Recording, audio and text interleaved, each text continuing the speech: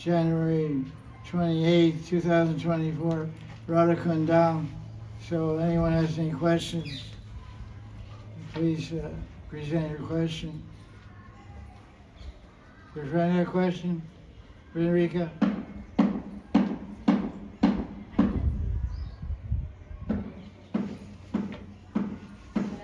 Thank you for accepting us to your class. I try to speak in English. We are quite new about these themes. I would like to know something about the differences between imagination and Manasi Seva. Hari Katha told about Manasi Seva to us. We didn't know anything about before. So, not exactly the differences, but how can you understand that Manasi Seva is one thing and imagination is, or sentimentalism is completely different? Thank you. Okay, thank you. What's the question? Difference between sentimentalism or imagination versus Manasi Seva. How can we understand? What is the difference between imagination and Manasi Seva? Manasi Seva is based on Shastra. It's based on Holy Scriptures. Imagination is your free world. Your free world. You can imagine whatever you want. Drink a bottle of whiskey and see how your imagination works.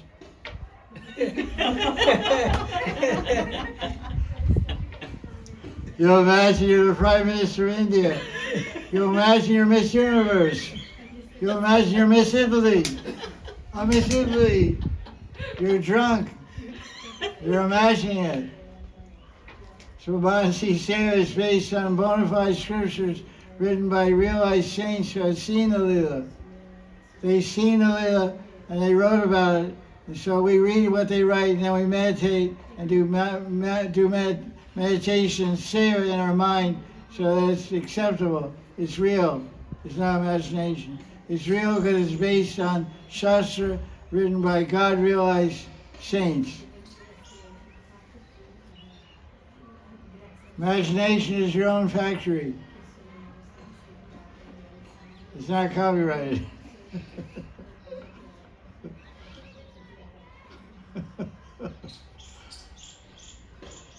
Is that okay? Because our Shastras have stories about the power of Manasi Seva. Because that's the unique thing in Bhakti. Because Bhakti involves transcendental energy, spiritual potency. So in Bhakti, whether you do something with your external senses and mind, move a little bit. Whether you do something with your external senses or mind, well, I mean, you do something externally. You know, you cook, you make a pizza, you put it in the oven, and offer it to Krishna and you eat it. Or you just do it in your mind. You have a mental oven, a mental pizza, and you offer it. Either way, you externally or internally, Krishna accepts it. It gives you blessings. You get spiritual benefit, you get spiritual credit. So you think you're going to work, and you end up with $100 in the bank.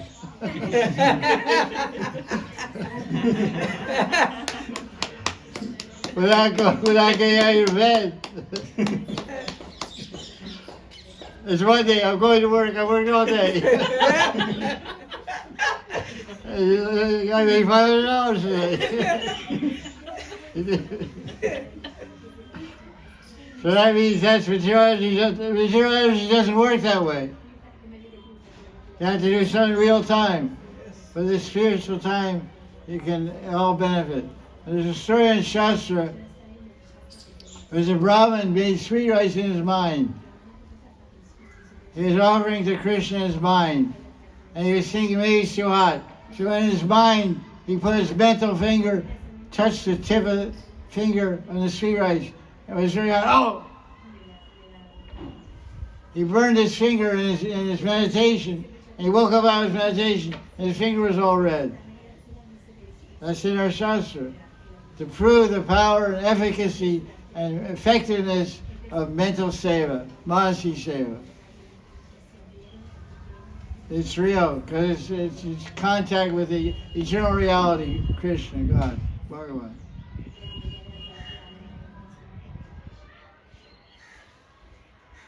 Asato vidite bhava.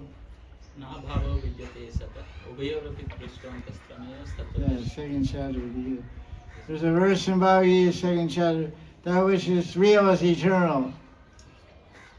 That which is temporary is unreal. Is not eternal. So what is real is eternal is God, and anything related to God is real and eternal. God's name, God's fame, God's meditation, God's seva. Nasato vidite bhava. Na bhavo Navalo vidyate vidite bhava. sata. Ubhayorapi drishtaantasthameya sattvadarshini. I forgot the last one. Gotta work on that one.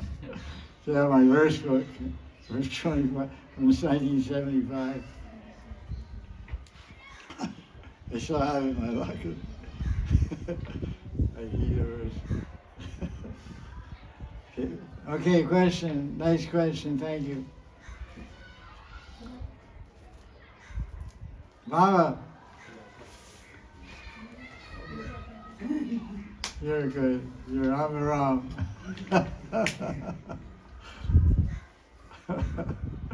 Jaya Jaya Sri Jaya Jaya Sri Radhe. Baba, Ambassador to Russia.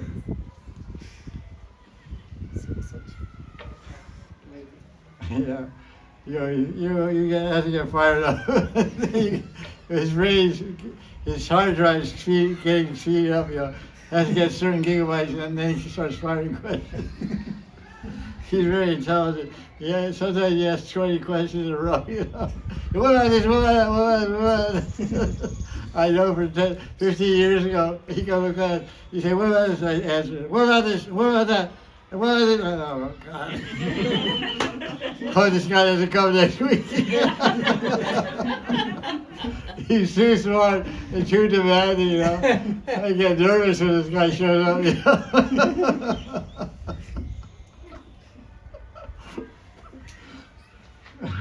Okay, Mama. Maharaj, in Bhagavad Gita, Krishna says that I am covered by my Maya. Normal people cannot understand me. So like how clouds cover, we study the examples.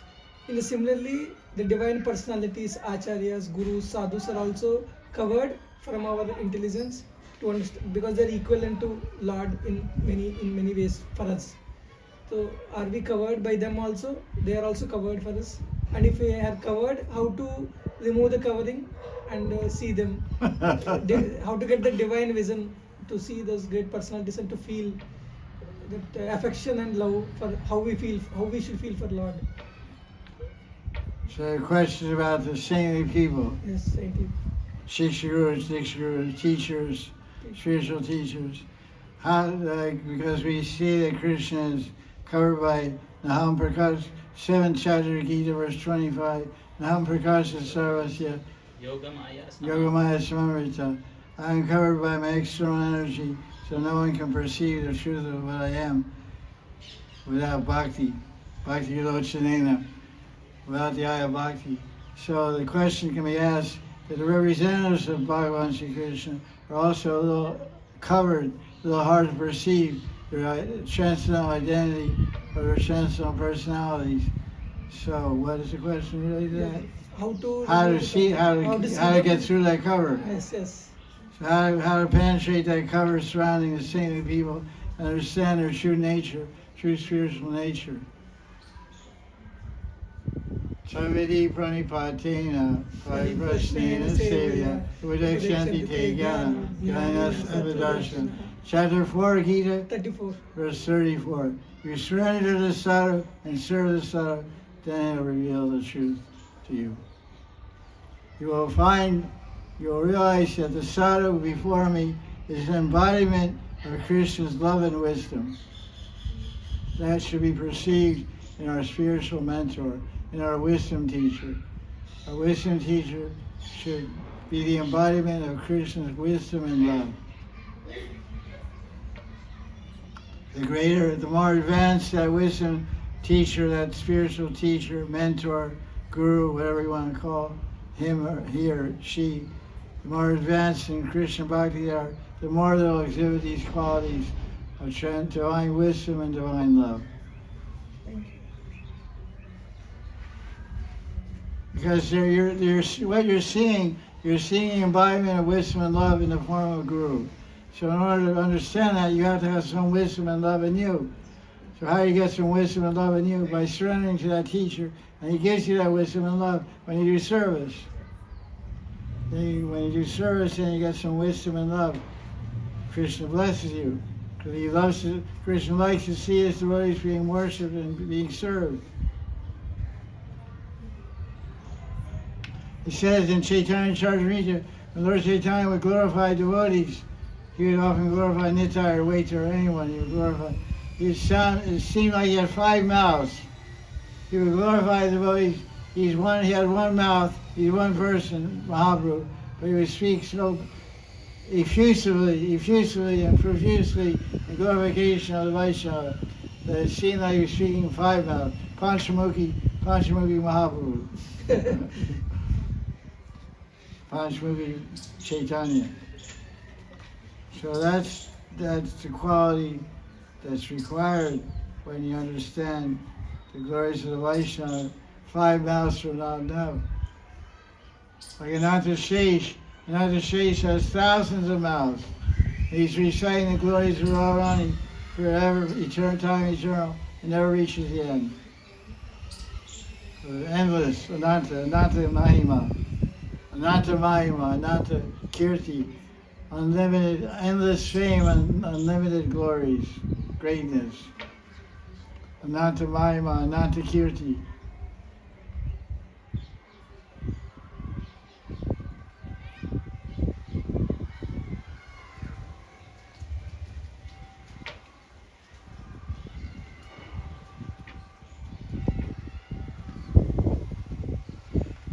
It's so warm now. Any question? Have more question there? They're going away, so that's that.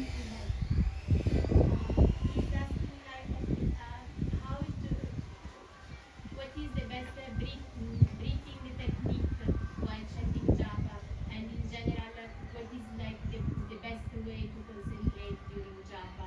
If, for example, the mind goes away, how to concentrate on japa? And what is like the breathing, so like some pranayama?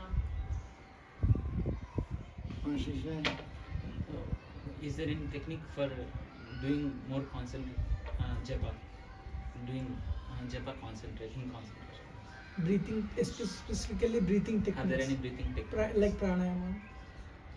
Is there any breathing techniques to do for chanting japa? This is described in our book, Art of Chanting Hare Krishna. There's a section about pranayama, but I'll give you an answer to that question also. That when you're chanting Krishna's name, and you chant a few rounds, after 2 or 3 rounds, your breathing automatically becomes regulated. Because you're chanting Krishna's name, Krishna is the supreme regulator. It's one of Krishna's qualities. He's the supreme regulator. Supreme, because when we say Parameshwara, Ishwara means regulator. The word Ishwara means control, means regulator. It means he regulates your system. So when you're chanting, you chant 3 or 4 rounds. By the time you chant 3 or 4 rounds, your breathing becomes automatically regulated. This is why you don't have to think about how to breathe. You breathe automatically. It's automatically being regulated by the parasympathetic nervous system. It's controlling the breathing and heartbeat. So in the same way, in this chanting of Hare Krishna mantra, it's like the heartbeat of the soul. Hare Krishna mantra is the heartbeat of the soul. So the heartbeat of the soul is controlled by the parasympathetic sympathy of Krishna.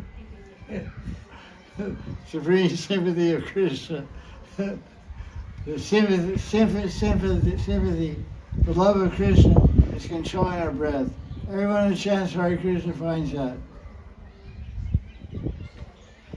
When he's chanting, automatically breathing becomes regulated. Then he chants for every round. He chants at the same time. He doesn't. Until your breathing is regulated, you're chanting. One round will be 6 minutes. One round will be 7 minutes, 7.5. Because the breathing is unregulated. When the breathing is regulated, every round is the same time to the second. Because it's being done by higher power. It's being regulated by Krishna in the heart. Paramatma is in the heart for conditioned soul. Paramatma becomes Krishna for initiated devotee.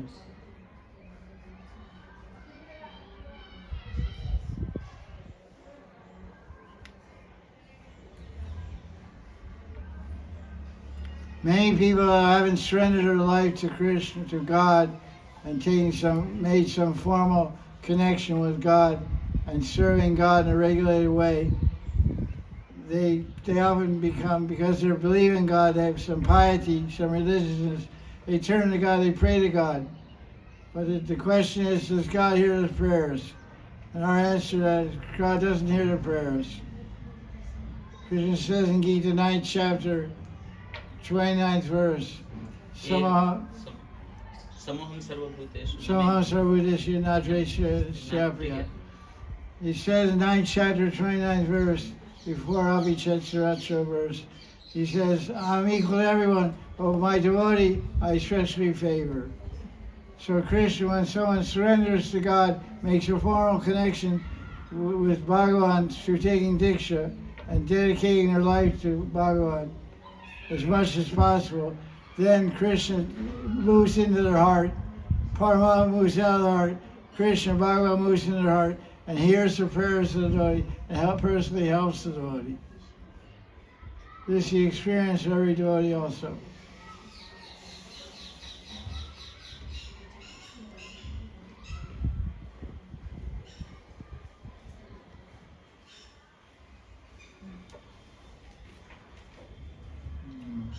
What is a follow-up question to that? When one person is surrendered to Krishna, then Krishna takes the place of Paramatma. Suppose if he does some offenses and he falls down from that state and he takes another life, in that life he is not surrendered. At that time, who is there for him? Is Paramatma or Krishna present in the heart? Like his offenses, Paramatma again came back and Krishna moved away. Does it happen? Again to so it's just forgive me if I have. Krishna never. The question is, if someone is devoted to Krishna and then he dies and whatever, Commits offenses and he commits offenses, and he dies and he takes again birth. In this life, he is not surrendered. Yeah, well, what else is there? At that time, who is present? Is Paramatma present or Krishna present? Next life. Next life. Next life. Krishna's present. Krishna travels with the devotee life after life. And you can read 6th chapter of Gita, verse 44. Riyate Yavasho. Riyate Yavasho. That automatically, spontaneously from the heart, one turns to Purva Vyasena. One turns to prior practice of last life at the right time when Krishna. So who turns the person towards Krishna? Krishna in the heart. Oh. It's not possible to turn on your own. I practiced bhakti in my last life, but I didn't get turned towards bhakti until I was 23 years old in this life. It was just, okay, play around. Try to have a good time for a while. So 23 years I boogied, you know. I did my work. I did my Maya. And Chris said, okay, well, Roko.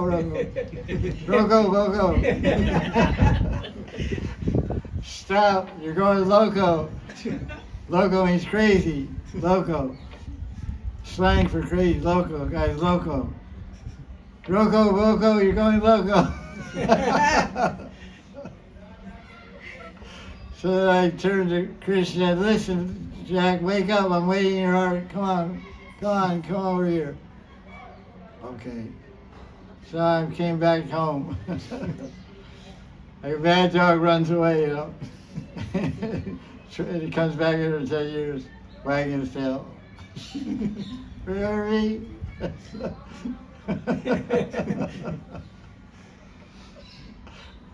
Story of my life.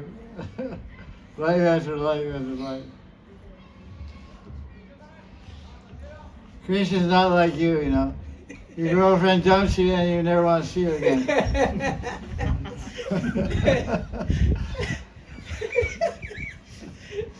But when you dump Krishna, he'll still see you. He'll come after you.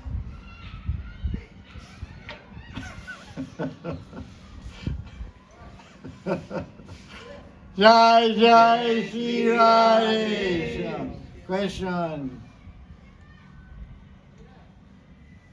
Baba, no, it's too cold. Hard drive, computer's not working. Doesn't work at sub-zero temperature.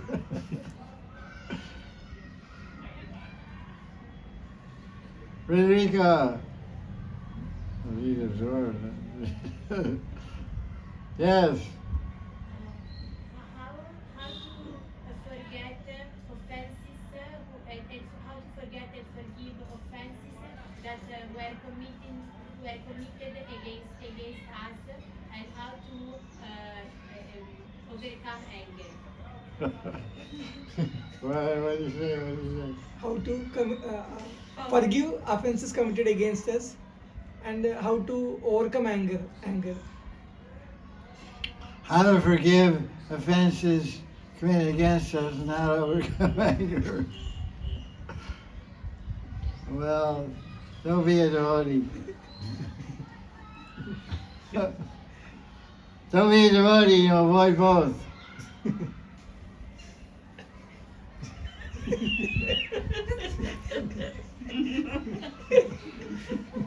You're not a devotee, you don't have to worry about offenses. You're not a devotee, you will get angry.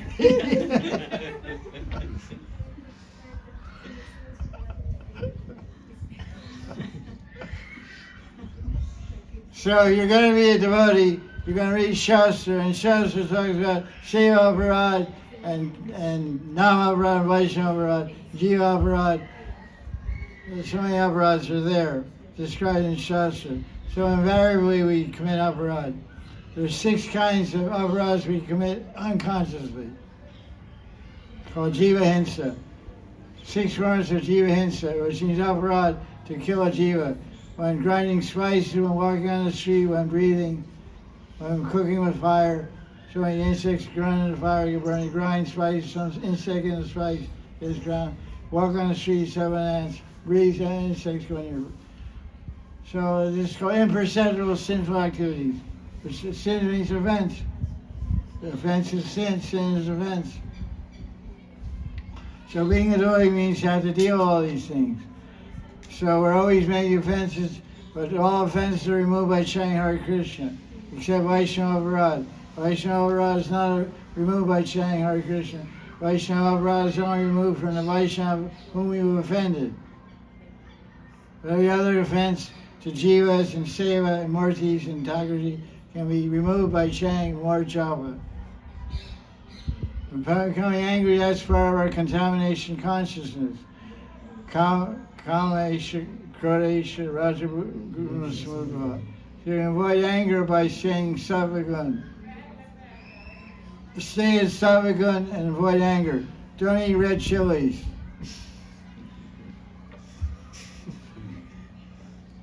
Don't eat pieces of red chili powder.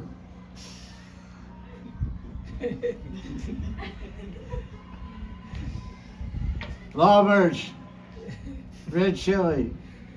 It makes you angry. It irritates the senses. When the senses get irritated, the mind gets agitated. When the senses get irritated, the mind gets agitated. When the mind gets agitated, then the mouth gets uncontrolled. Then you say, ah, la, la, la, la, la, la, la, la. You express anger with your words, or you even hit somebody. Wow. So we eat sattvic food all the time and always do bhakti bhajan. Chaita dharma marcham, purify the chitta, purify the consciousness.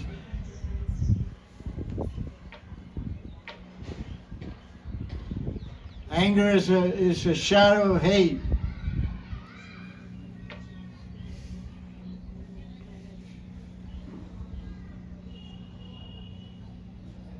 There's two options in this world, love or hate. Isha Dvesha Smutena, Dvanda Mohina Bharata, 725. Isn't it? इच्छाद्वेष समुत्थेन द्वन्द्वमोहेन सर्वभूतानि सम्मोहं सर्गे याति परन्तप सर्वभूतानि सम्मोहं सर्गे याति परन्तप. That's the last part. Yes. इच्छाद्वेष समुत्थेन. There's a verse in Gita, I think chapter 7, verse 25. The Isha Dvesha Smutena. Everyone's born in this material world, appears in this world with desire, controlled by hate, love and hate. Dvesh means hatred, envy, and Ichha. Isha means desire. Desire and hate. I like and I don't like. Accept and reject. Sankalpa vikalpa. So this is our nature. Everyone's nature is to get angry. So you have to do bhakti bhajana and change your nature. Become godly. Because lust, anger, and greed are demoniac qualities. They're qualities of unsaintly people. Saintly people are characterized by titiksha krunika, by compassion, tolerance, peace, love, pridelessness, humility. These are the characteristics of saintly people, godly people.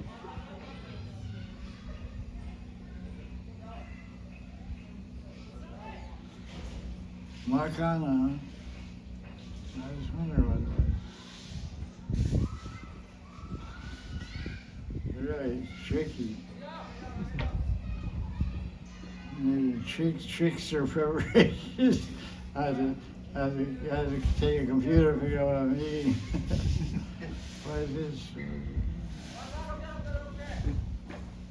Okay, what else? What time is it? 4:04. Thank you. Questions? You have a question? Yeah. I have a question.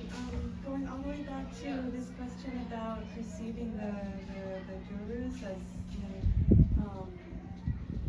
so what is the best way to serve your guru if you're not physically present with him so often? I see my guru there like maybe a few times a year, but the rest of the time I'm on my own doing my sadhana, trying to be a disciple as much as I can, but it's not like a direct service. How can we serve Guru in the best way if we are not near him? In 2-3 times in a year we meet Guru and do something. How can we best serve a guru, our guru, when we're not personally with the guru very often? How do we best please and serve the guru? Well, Bhakti Sandarbha describes two types of guru seva. One is Parisanga seva, Paricharya and Paricharya, yes. Prasanga. Prasanga. Yeah, Prasanga seva and Paricharya. Paricharya means to do physical service, cooking, cleaning, washing clothes, doing puja for Guru's Thakurji, cleaning Guru's ashram, some personal service. Prasanga seva means to carry out the order of the Guru, follow his instructions, chant your Diksha mantras every day, and chant japa every day, fixed number of japa, study Bhagavatam every day, serve Hari Guru and Vaishnavas. And you carry out the orders of the Guru. That's equally pleasing as cooking or anything else. So there's no shortage of ways to please the Guru. Just by being a good devotee, you're just being a good devotee, that's giving pleasure to the Guru. You're seeing in Radha Kunda in Magh Mas started now, it's Magh Mahina. This is the auspicious month. There's 3 auspicious months in a year. The most auspicious month is Vaishak. Magh Mas, Vaishak, and Kartik. Vaishak is most auspicious, then Kartik, then Magh, for doing religious activity. So in Magh Mahina, you're sitting Radha Kunda and hearing Hari Katha. What could be better than that? That's the most pleasing thing to your Guru. It's called Swarup Siddha Bhakti. Swarup Siddha Bhakti means hearing and chanting and remembering Radha and Krishna. So that's what you're doing. It's called Swarup Siddha. This very form of perfection. Because what we're doing as a sadhaka is what we'll do in Siddha Loka. And not Siddha Loka, but in city. When we attain perfection, go to Goloka Vrindavan, we'll hear and chant and remember Krishna also.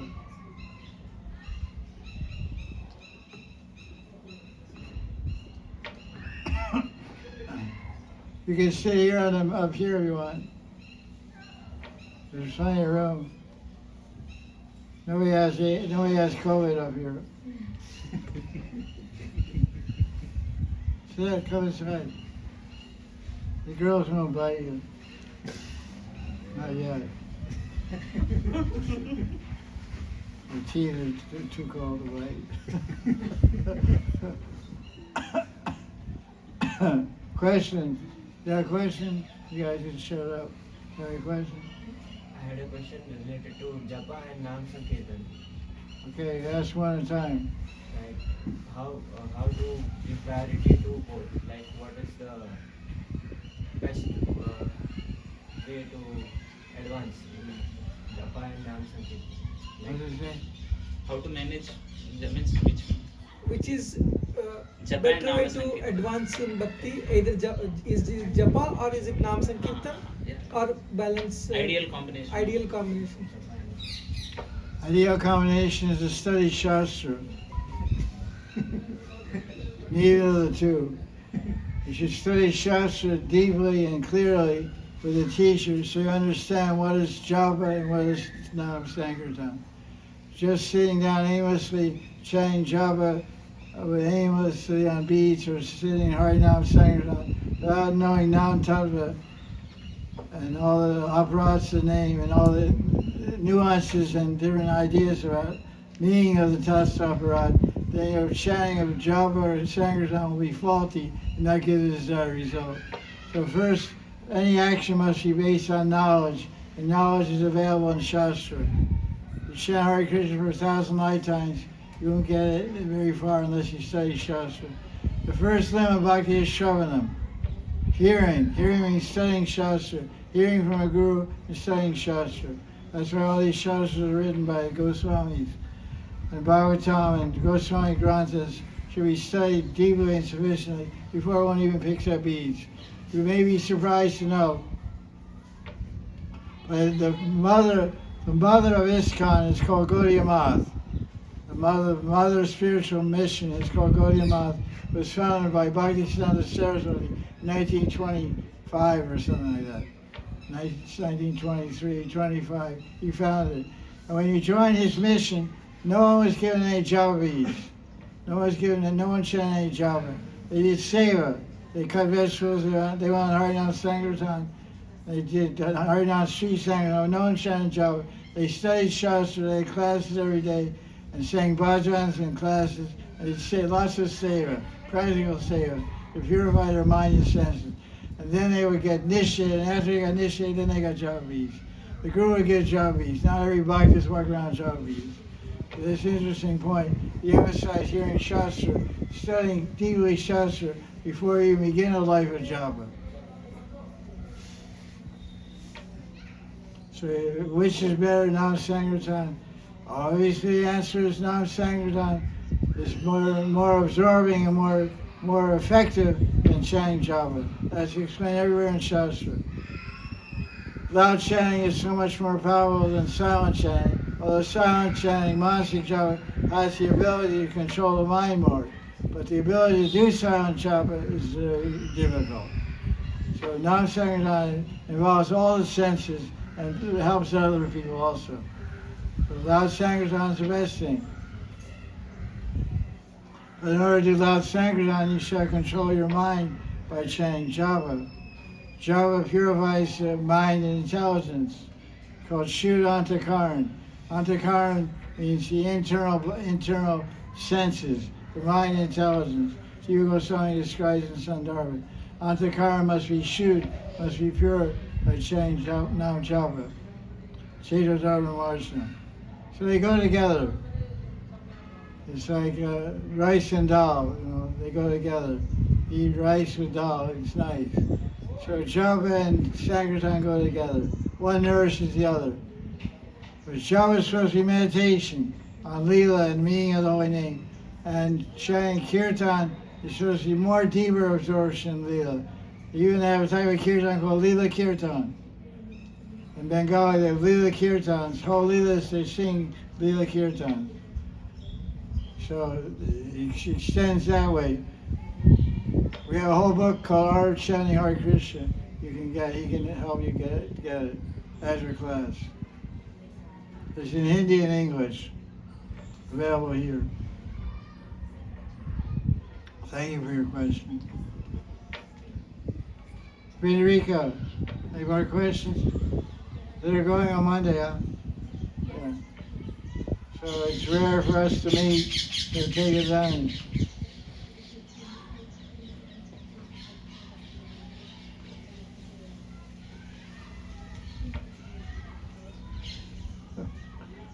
Jaya Jaya Sri Radhe.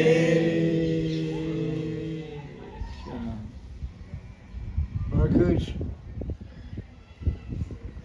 Yeah, about. Maharaj, I've read an article of yours in that you beautifully explained about Guru giving Diksha mantra like two stones rubbing. Two sticks. Two sticks. And you explained upper stick and lower stick. And This from Upanishads. yes, please explain that, Maharaj. It's so wonderful to read from the article, but I want to hear from you as well. What do you remember? That's what it rubs, and that fire comes, and when fire comes, it burns up all your sins. And Burns up all the sticks. since no, it Two burns sticks are all, burned up. all Who's these- burned up? Burned up. all your That's sins, what happens, I think so. all your sins, and it spiritualizes your that entire entity you told. Well, that's your answer. What can I say more? I don't make up the Upanishads.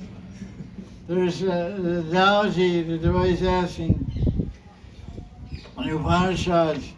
It describes the function of Diksha, what happens.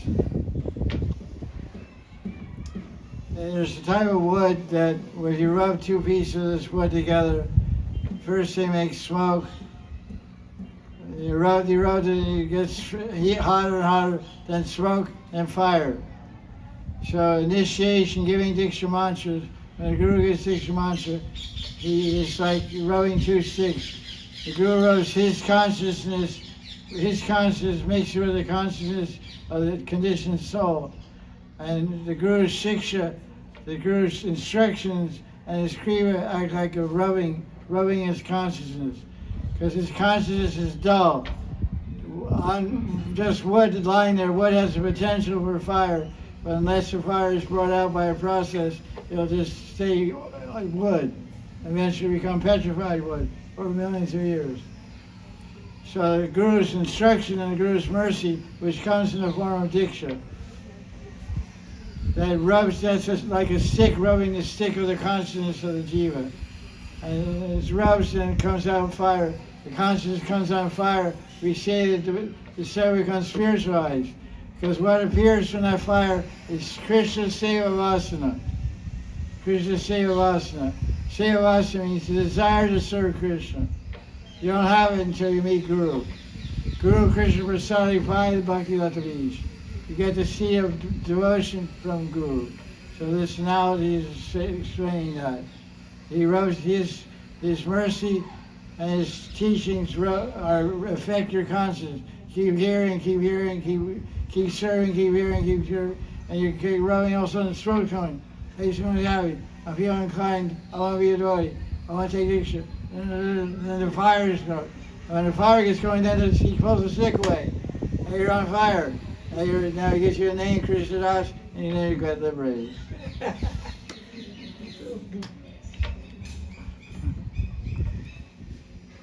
Jaya Jaya Sri Radhe.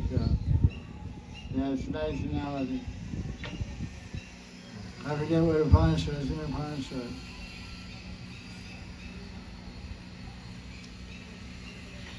It's in our chanting book. friction theory. Questions?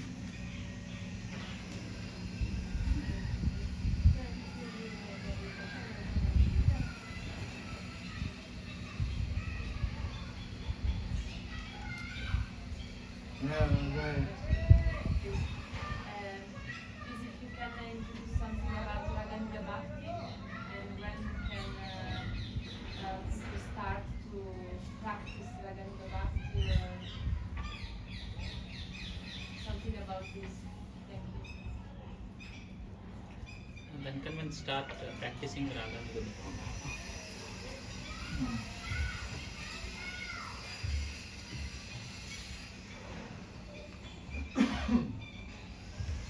Question is, when can one start practicing Raganuga Bhakti?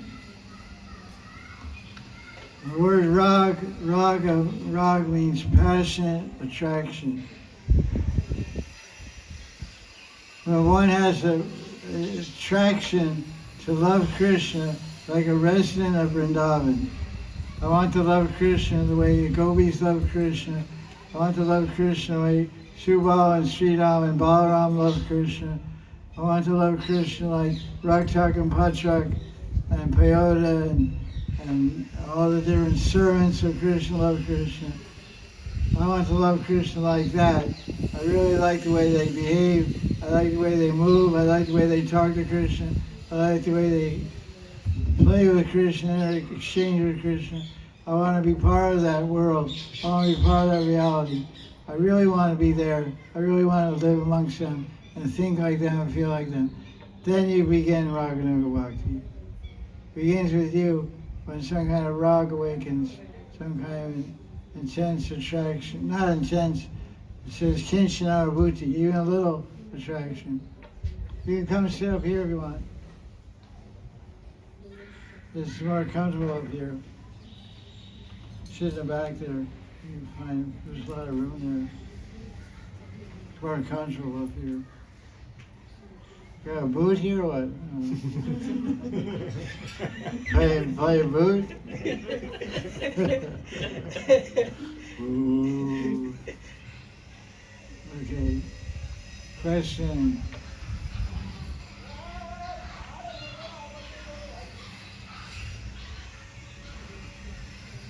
Ambassador. Too cool. Yeah, okay, man. Shuddhanam comes by mercy. So how to attract that mercy to get Shuddhanam faster? Like what are the ways? Siddhanam comes with mercy, and how to attract that mercy faster. Shuddhanam comes with mercy. How to attract the mercy faster, the faster chant Shuddhanam. First of all, what does Shuddhanam mean? What is your idea? You're using a term, I don't know what it means. You tell me what it means. I have no experience, but what I have heard, like I'm not sure, but it's like there's no offense, and you can, it's like you already have that realization that Krishna and his name are not different, and then the root, the good and the leelas, they are all manifest with the Naam.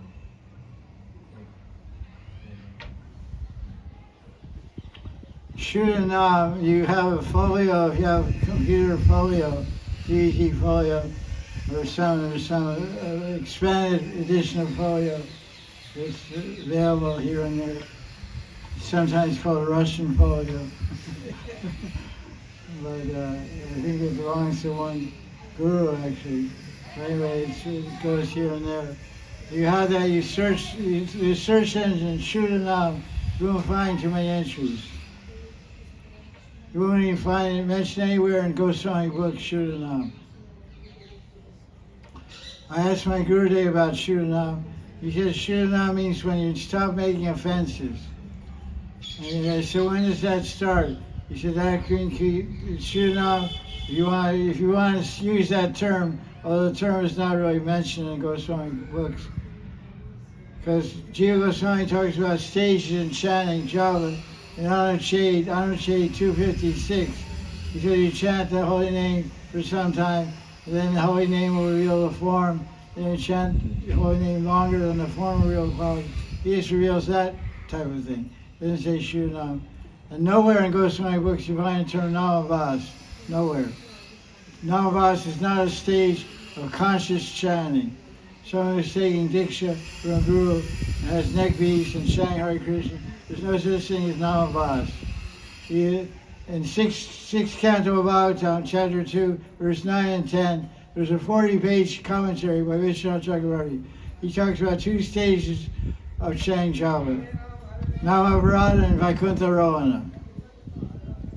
Namaparada and Vaikuntha Rohana. Vaikuntha Rohana means Arohana means ascending. We have Avaroha means descend, and Aroha means ascend. So Vaikuntha Rohana means ascending to Vaikuntha. Either chanting with offenses, or if you stop making offenses, you're on your way to Vaikuntha. Or even in Vaikuntha also. So my Gurudev said, Shuranam, there's no such thing, but you can think of it like this. Shuranam means when you cross the Narthanivritti. You can read Madhurya Kadambini by Vishwanath Chakravarti Thakur, Madhurya Kadambini. He talks about the symptoms of Narthanivritti and Nishta. Nishta and Nishtita means not Nishta Bhakti. 6 symptoms of Nishtita Bhakti. So when you get free from Anarthanivritti, then there's no more aparats to name. So that's what you call Shuranam. So get free from that stage, then you're saying Shuranam, then stay, but you can slip back and make aparat again. So until you come to prema, and become fully liberated, there's a chance to make aparat to great Vaishnava. Explaining in Madhurya Kadambini, even at the level of Baba, you can make an aparat. There's a tendency to make an aparat to a great Vaishnava. And that becomes a Namaparat, Sadhaninda, or Guru Avagya.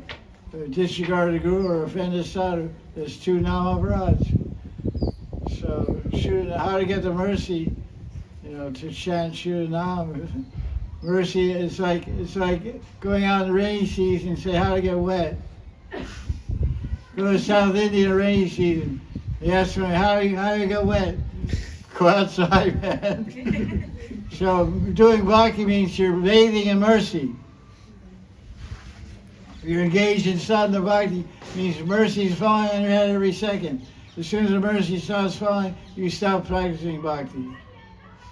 When the mercy is withdrawn, the ability to do bhakti, the ability to chant, the ability to study, the ability to do puja, the ability to do parikama, the ability to do harinam sankirtan is all a gift of Krishna. Krishna gives and Krishna takes. So when he gives, that means the mercy. Mercy means serving Krishna. Not serving Krishna means no mercy. It's simple. Not increase the mercy. That's just wait for him comes. The more you surrender, the more Krishna gives mercy. 4th chapter, Gita, verse 11. Ye tamam prapatya te tansatam vajamyam. You surrender unto me, I reciprocate with you. So surrender means you serve Krishna more. Krishna gives you more service. Like we see in the temple, somebody joins the temple, and he or she is doing a lot of service. And you go to the temple planner and say, I did that service. And he works with you, yeah, do this service. So when you do service, what do you get in return? More service. More service. That's why people like to avoid gurus. Because I can say it, one and different. Chitta Veda Veda Tava.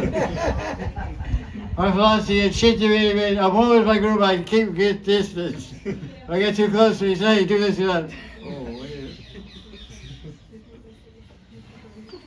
Because doing service means getting free from ego. Getting free from ego means fast liberation, jaldi. Fast track liberation. Ajtak. What's that booking train? Same day booking train? Tatkal service. Tatkal. You get the Guru Tatkal show in front of the Guru. Okay, oh, you're here. Oh no, I got the wrong address. I'm sorry. Oh, you're here. What are you doing? Oh, I was just saying, okay, so go watch the bus. Oh, come on. So service means, what's it? Tatkal ego hug. Finish the ego one shot. Why does it say to finish the ego? Because we have inborn swabhav against surrender and service. It's our swabhav not to surrender and our swabhav not to serve. I'm the enjoyer. Ishwaram aham bhogi. Shiraham bhagavan sukhi. Bhogi and sukhi. I'm happy, I'm an enjoyer. Okay. But at least eat for some. Shoot it down. Kavi Havi Bola Satan Amar. Shuddhanam Maruchi. Yes, Bhaktivinoda Thakur, he talked about Shuddhanam. When you look up Shuddhanam folio, the only quotations you see about that are from IGM. There's some terms that are unique to IGM. Shuddhanam.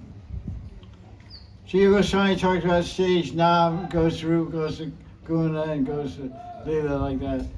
That's the only thing he describes. And Vishwanath talks about Abradnam and Vaikuntha Rohana. Sixth Canto Bhagavatam talks about 4 types of Namabhas of someone who's not initiated in accidental chanting by a Jamil. Strova, Hela, Sanket, and Parihasa. That's not intentional chanting, that's unintentional chanting. Calling your son, making a joke, this or that. Wonder Rama laundromat, Wonder Rama shopping mall. That's called Sanket, indirect. But no one gets neck beads and gets named Krishnadas, Radhadasi, and sits down and chant Java. Now I'm going to chant Namabhas. It's not a sadhana. Sadhana says all throughout his books. Namabhas is nowhere described in Goswami Granths. It's only found in the books of IGM. What does IGM mean?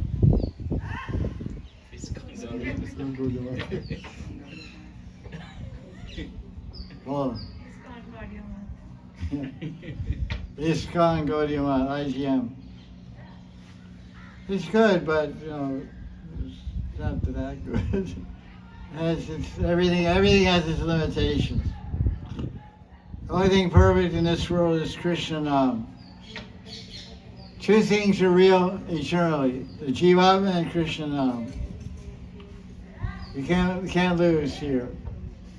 Krishna Nam and Jiva.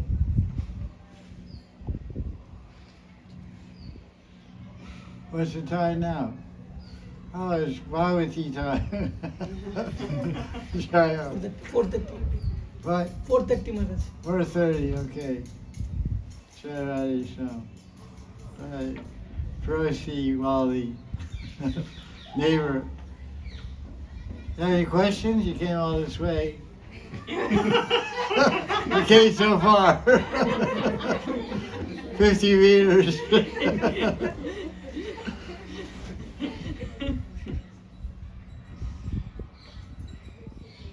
Jaya Radhe Swami.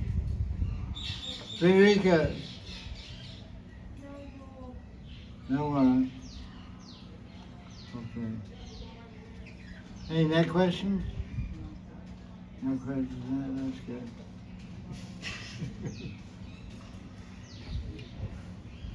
Maharaj, Yeah. it may be out of the context, but I have heard Shankaracharya, Oh, Shankaracharya, yeah, about Panchopasana, like Ganpati, yeah, Suryadev, Suryadev. Vishnu. Although there are many devatas, is there any particular reason why he suggested this 5 upasana?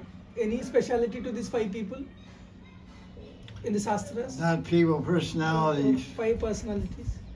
There's a concept in Veda called Panchupasana. Upasana means method of worship. Upasana. Asa means to sit, and up means near. Upasana. Sit near the one you adore. Sit near the one you worship. Upasana. So there's Devi Upasana, there's Shiva Upasana, there's Surya Upasana, there's Vishnu Upasana, and Ganapati Upasana. So these are 5 Ishtadevatas, worshipable gods, you can say, or god Devis and Devatas of the Vedic literature. Vishnu, Shiva, Durga, Ganapati, and Surya. For obvious reasons, these are the most prominent demigod, Devatas and Devis in the whole universe. They're in charge of universal affairs. They're the big rulers of the universe. Sun planet. We're orbiting around the sun planet. Sun planet is a god for us. And personified material energy is Durga. We're living in Durga Dham, Devi Dham. And Shiva is the destroyer and he has his role to play. And Vishnu is the maintainer and also basic original origin of everything. And Ganapati is for auspiciousness. Every beginning, the Ganapati is the Lord is the Devata of beginnings. Anything you want anything to begin right and end right, you have to worship Ganapati. When you do a Griya Vaisnava, you worship Ganapati. We get married, you worship Ganapati. Start a business, you worship Ganapati. Anywhere you start with Ganapati. Even the 6 Goswamis, when they open their temples, Madan, Mahan, Gopinath, Radha, they install Ganapati on the entrance. That's right here. I have Ganapati on the entrance. It's following the Goswamis. It's Shilpa Shastra, and it's also the law of the Shastra. Ganapati is installed in every Vishnu temple. So the question is, why is Shankaracharya is emphasizing these 5? Because that's what the Vedas emphasize. He came to emphasize the Vedas. Shankaracharya came to drive Buddhism out of India by bringing back the prominence and significance and preeminence of Veda, Upanishads and Shrutis. So in the Shrutis and Upanishads, it describes these Panchupasana. So naturally, because he wants to reestablish Vedic law and Vedic rule, he's going to emphasize Panchupasana. It's logical. That's what he did. He established so many Devi temples, so many Surya temples, so many Vishnu temples, so many Shiva temples, so many lingas he established. We wanted to establish the Devata and the mantra to worship them, and the Upasya and the Upasana. Upasya means the object of worship, the Upasana is the method of worship, and the Murti is the means to worship. The Murti Stapana, and so it's all part of the mission of Shankaracharya. He did a great thing. Who established Vishnu and Badrinath? Badrinath is Vishnu. Who established Vishnu and Badrinath? Shankaracharya. Who established Shiva and Rameshwaram? Shankaracharya. Who established Lord Dwarkadish and Dwarka? Shankaracharya. Who established Jagannath and Jagannath Puri?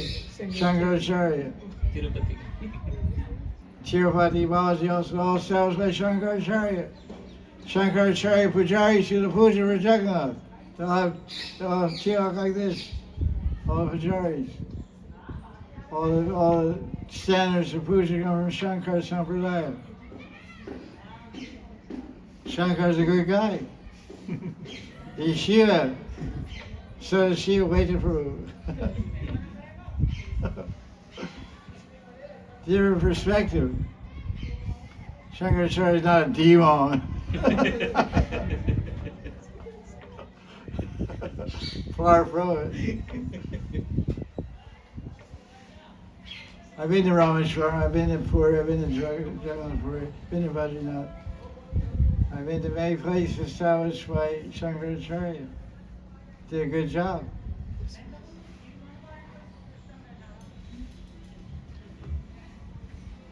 East and the South, so they're really heavily influenced by Shankaracharya.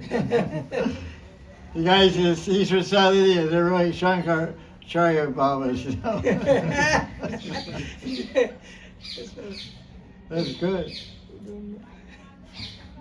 We're into Ras. North India's into Ras, you know.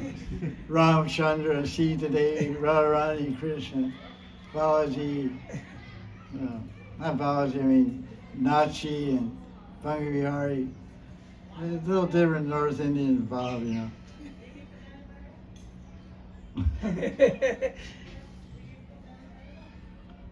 Okay, what do we have here?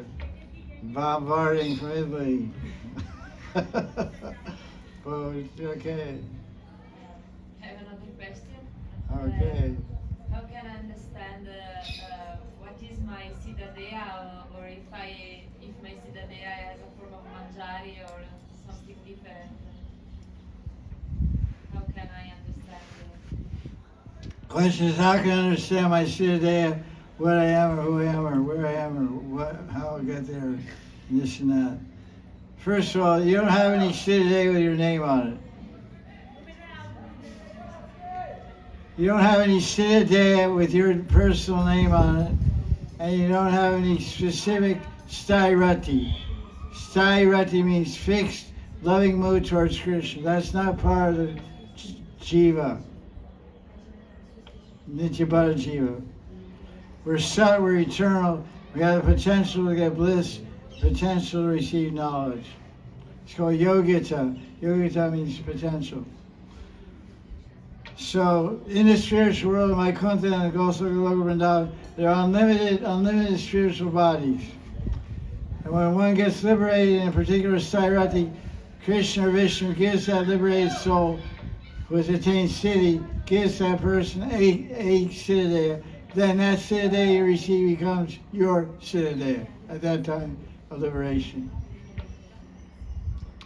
So that siddhaya that you call you will become you, or will be you, can be given at the time of dying, as in the case of Narada Muni in chapter 6 of First Canto of Bhagavatam, verse 26 and 27.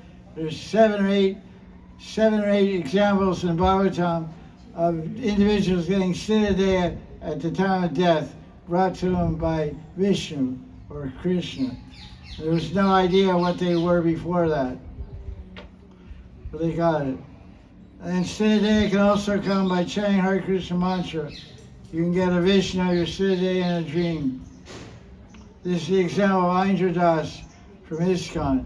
He said he had a dream, and in his dream, Prabhupada came and told him siddhaya.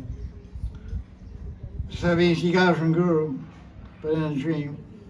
And another way it's been popular over the last 500 years is a spiritual master to give you a siddhaya in a particular Sthairati. So first what happens is that as you do Bhakti Bhajan, you develop a desire to love Krishna in a particular mood of love. A parental mood, a friendly mood, a loving mood. As a lover, as a wife, as a mother. That's not so much in Gaudiya Sampradaya, but it's a possibility. It's there. As a servant of Krishna. Different bhavas, different Sthairatis. Rati means mood of attachment, a mood of love. And then when you get that mood, it becomes your mood. I often ask people, ask the devotees, I ask you, you don't have to answer the question to me, but privately to yourself. If Krishna appears before you right now and said, if I take you to the spiritual world, well, how are you gonna serve me? What kind of body should I give you? What kind of body should I give you? How are you gonna serve me? Oh, I don't know. I'll sell books. I'll do a Kunda Kirtan. Okay, well, what tree? Will you be under a neem tree, under a kadamba tree, under Banks Yamuna, in the cave of Govardhan? Where will you do your Kunda Kirtan? Gairavan? Where? Oh, I don't know. Okay, think about it. I'll come back later. If you're going to do a Kunda Kirtan, it's unbroken Kirtan, unbroken, unmovable. You're going to sit in one place and chant forever. So where are you going to sit? You're going to sit in Sevakunj, Nibbana? So first you have to get your act together, then Krishna will give you an act to perform. Give you a drama to enter into. So you have no answer to that question. Keep chanting, keep studying.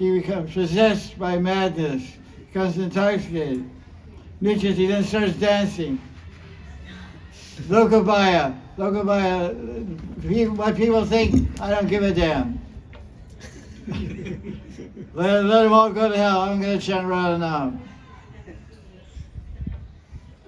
So that's 11th canto, chapter 2, verse 40. Yogendra Maharaj. Go mad saying Radha Nam. You can say a Gaudiya Vaisnava, you have Gaudiya Tilak, Nityananda Parivar, seems like you're already initiated. So just chant Radha name, chant some Japa Sankhya, Mahamantra, and because that's our tradition in Gaudiya Sampradaya. And you have your Priya Nam is Radha Nam. Priya Nam means Priya.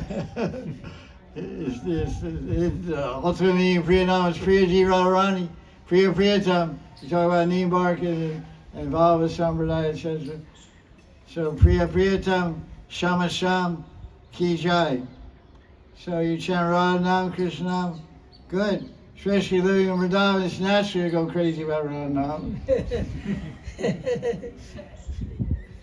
I go crazy about Radha Nam behind my doors. I don't go outdoors. I don't do outdoor Hari Nam. I do indoor Hari Nam.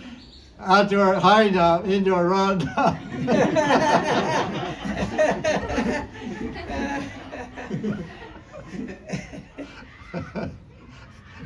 Outdoor Hari Nam, indoor Radha Nam.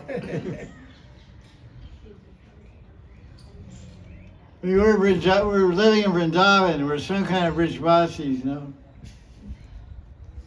So we have adhikar to chant Radha Nam. We have right, we have eligibility, we have qualification. Because Radharani Hari and Radharani have accepted us in Vrindavan in general. Because in Mathura Mahaprabhu says you can't stay 1 minute in Vrindavan without the mercy of Hari. Okay, that's Vrindavan. Well, Radha Kunda. To say Radha Kunda 1 minute, you have to have the mercy of Radharani. So many people I know, so many God brothers, they call me on the phone, send me email, send me Instagram or whatever, what's up. Oh, I was in Vrindavan for 2 weeks. I wanted to come see you, but I couldn't make it out. I couldn't get to Radha Kunda. I was stuck in Vrindavan. So many people get to Vrindavan, but very few people get to Radha Kunda. That's good. It's 20 kilometers is like a buffer. No man's land, you know. No man's land. It's a vast desert. Dangerous desert. You'll die on the way. So many people, so many, hundreds of stories over the last 35 years. I want to make it out. I want to see Radha Kunda. I couldn't get a chance. I couldn't get out. I got stuck between Ramareti and Loy Bazaar. My two loves. I love Vrindavan. The back of the shirt says Ramareti and Loy Bazaar, you know. Ramareti brackets for girls and Loy Bazaar for clothes. The t-shirts also will be there in that level. Yeah, I love Vrindavan. Ramareti, Loy Bazaar. Some people ask me, when I first lived in India, in Vrindavan for 5-10 years, devotees from the West would say, are you ever going to come back to America? And I said, I don't think so, not this time, I don't have any plans. Okay. Now they ask me, when's the last time you were in Vrindavan? I know 5 years ago. When are you going to come to Vrindavan again? I know, maybe 5 years from now. It's a big journey. Okay, any other question? I think it's over time now. What's the time? 4:51. 4:51. 4:51. 4:51. Time for more questions. No internet questions, huh? Everyone's boycotting. Everyone's on strike. Hey, okay. We're going to the last 5 minutes of the game. Okay, hit 5 wickets here. Whatever you call it. Home runs or something. Okay, Babaji. That was the answer of spiritual master of Sri Chaitanya Mahaprabhu, Swapriya Nama Kirtya. when Mahaprabhu asked his guru, what mantra have you given to me that I'm chanting, dancing, crying? And he gave him that quotation from Bhagavatam. So what helps devotee to develop that, to come to the stage that name of Krishna becomes name of someone who is very dear to him? In other words, devotees sometimes chant japa, and during japa they meditate on how to focus their mind on the name. But looks like this description gives explanation that the person whose name we chant is dear to us even before japa. So we enter to the chanting already being attached to the person whose name we will chant. Yeah, well, the thing is, this verse is describing a Baba Bhakta. When your love has an amazing transforming quality. Because when love, you know, like when it talks about Krishna Lila, it talks about 4 players. There's 4 players in the Lila. There's Radha and Krishna, there's Lila, Shakti, there's Prema. They're all acting independently. Sometimes cooperating, sometimes acting independently. Sometimes Radha and Krishna act with each other, and sometimes Prema makes them act, and sometimes Lila Shakti makes them act. The Prema is making them go one way, Lila Shakti makes them go another way. So the same thing, when one comes to Baba, the Baba Bhakti itself makes one dance, makes one laugh, makes one just chant the favorite name all the time. So we're sadhakas, we're a long way from Baba. So how does the holy name of Krishna, we're chanting Java, how does it become Priyanam? It become Priyanam when we become Priyajana of Krishna. Become Priyajana of Krishna, but you exhibit all the qualities that are listed in the 12th chapter of Gita. The 12th chapter of Gita describes Bhakti Yoga. And there, in that Krishna speaking about Bhakti Yoga, if anyone develops these qualities, becomes Samay Priya, you know, last line of verse.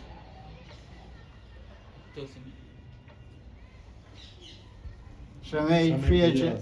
Samay Bhakta Priyo na. Look up here and tell about that. Anyway, Krishna is saying, hey, you develop these qualities, you become dear to me. Become Priya Jana of Krishna. So when you become dear to Krishna, Krishna's name will become dear to you, and you'll chant like it's described by Kavi Yogendra. It become your dear name, become your loving name.